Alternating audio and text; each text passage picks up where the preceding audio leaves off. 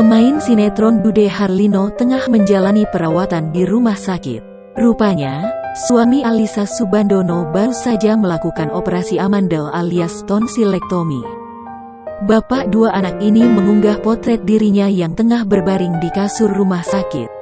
Wajahnya tampak pucat pasca operasi. Selain mengunggah potret selfie-nya, Dude juga memposting foto tangannya yang diinfus dan semangkuk es krim vanila. Melalui caption unggahannya, Dude menceritakan pengalamannya pasca operasi.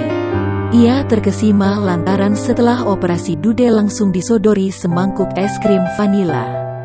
Bukan hanya Dude yang senang lantaran kini bisa menikmati es krim, Alyssa Soebandono turut berbahagia.